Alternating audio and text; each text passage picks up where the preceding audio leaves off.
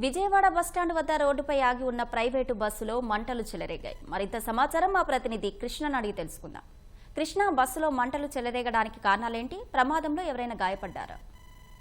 అశ్విని, ప్రమాదంలో అయితే ఇంతవరకు ఎవరు గాయపడలేదు, అందరూ సురక్షితమే. ఏదైతే విజయవాడ బస్టాండ్ ఎదురుగా విజయవాడ అలాగే హైదరాబాద్ రహదారి మీదే ఈ ప్రమాదం చోటు చేసుకుంది. అత్యంత రద్దీ ప్రాంతం.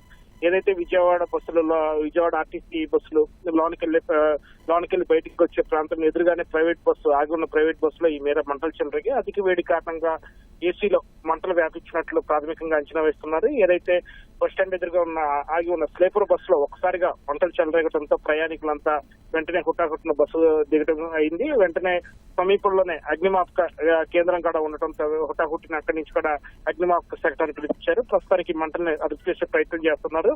ఆ మంటలు అదుపులోకి వచ్చి బస్సు కూడా పాక్షికంగా కాలిపోయినట్టు తెలుస్తోంది. అయితే ఈ ప్రమాదంలో అయితే ఇంతవరకు ఎవరికి గాయం అయ్యలేదు. కాకపోతే అత్యంత రద్దీ అయిన ప్రాంతం కావడంతో పూర్తిగా అక్కడ ట్రాఫిక్ స్తంభించిపోయింది. దాదాపు విజయవాడ హైదరాబాద్ రహదారి మీద కృష్ణలంక వెంబడి దాదాపు కిలోమీటర్ పైగా కూడా ట్రాఫిక్ స్తంభించిపోయింది. వాటిని కూడా ముందు బస్సులో పూర్తి స్థాయిలో మంటలు అదుపులోకి తెచ్చాకే ట్రాఫిక్ వదిలే పరిస్థితి అయితే నెలకొంది. అయితే ఈ అగ్ని ప్రమాద ఘటనలో ఎవరు అయితే గాయపడలేదని తెలుస్తుంది. ధన్యవాదాలు కృష్ణ.